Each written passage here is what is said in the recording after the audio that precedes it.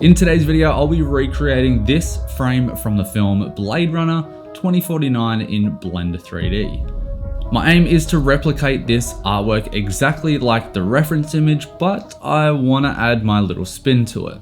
If you find this video helpful in any way, please feel free to subscribe to the channel and show some love in the comments. With that being said, let's recreate this artwork. Alright, so beginning off, I always start off with a plane.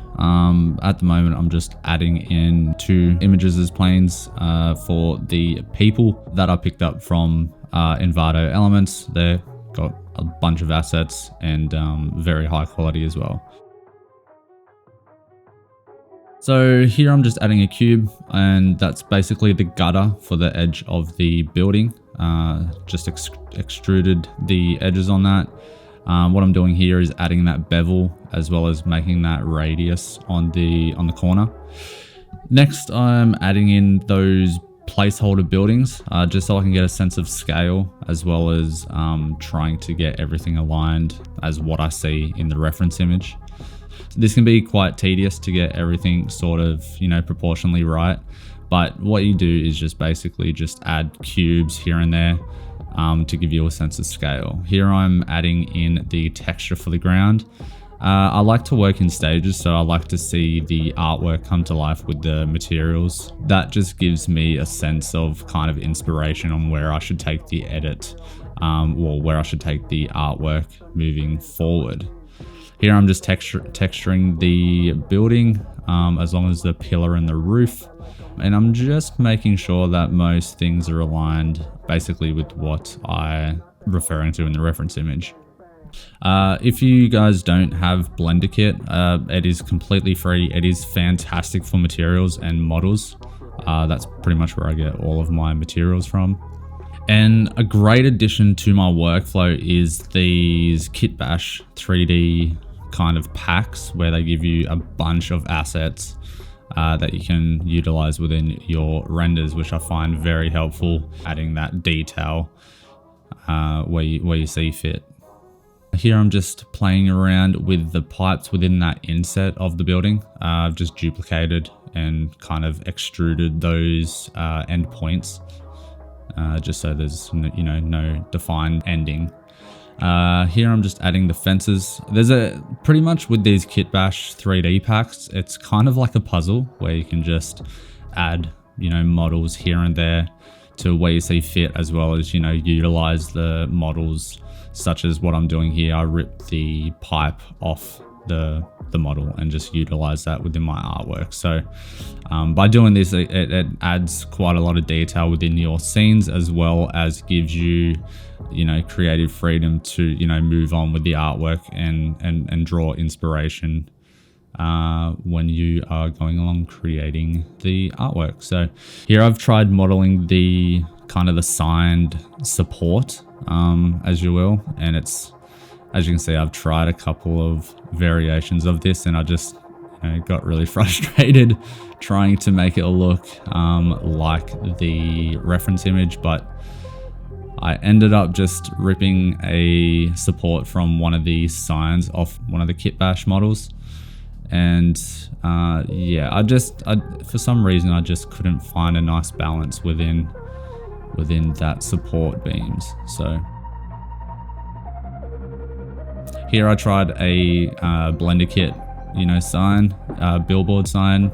It looked fine. I used that as a placeholder for the time being, but I wasn't happy with it because it just doesn't look anything like the reference image. So here I'm adding a point light with a green hue to it.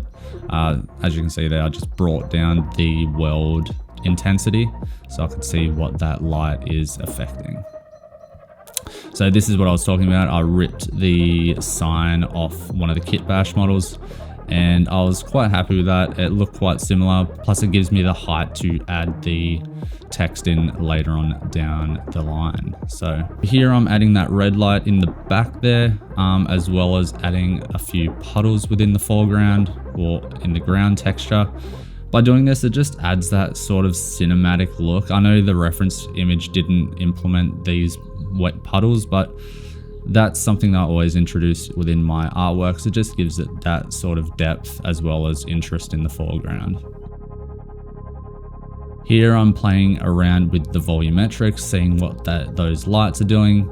So at the moment I've only got the 3 lights, within the scene. I've only got, well, pretty much 2 lights, one's being the world HDRI. This is the section where I added in the billboard text. From the reference image, I believe it kind of looked like some sort of Japanese or Chinese font. So I try to replicate that as best as I can using the standard fonts that does come with Blender. Here I had a bit of trouble trying to figure out how to work that Chinese text out, so I just duplicated it a couple of times and layered it on each other. So here I'm just kind of fiddling around with the composition as well as just adding details here and there.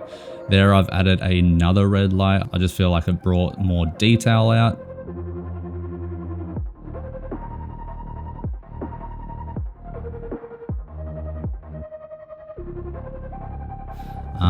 And here I'm just going through adding in more models and cables.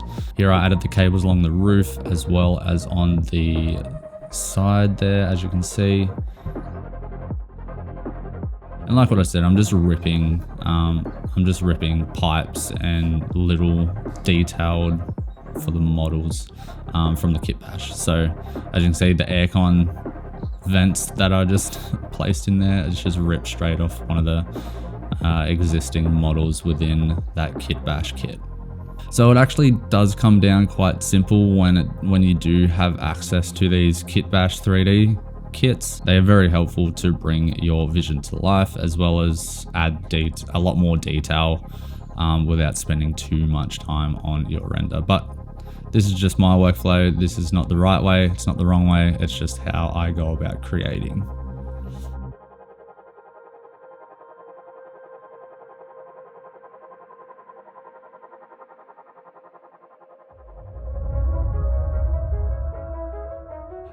As you can see here, I'm adding in more ground kind of foley with the rubbish and the paper and whatnot, just to add that little bit of detail within the background and the foreground.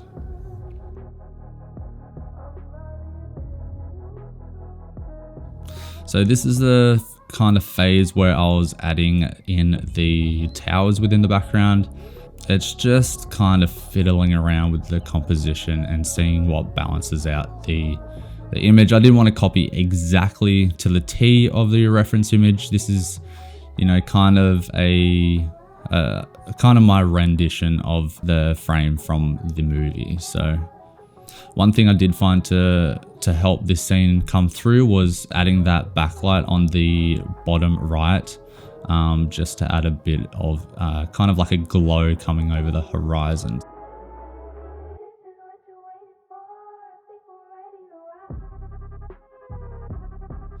Also playing around with that green hue.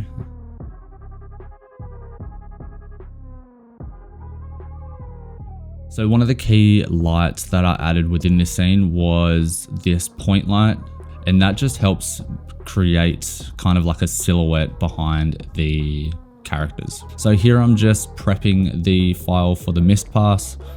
If you don't know what that is and what that does, it basically just helps separate the foreground and the background.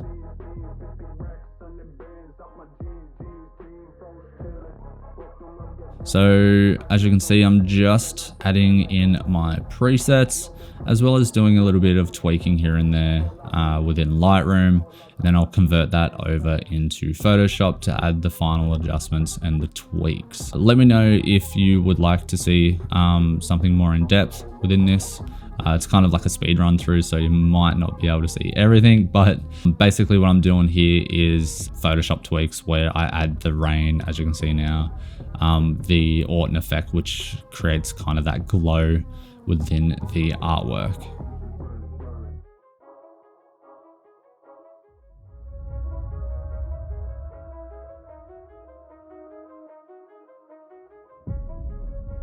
Here's the final pass in Lightroom and exported it, and that's pretty much it.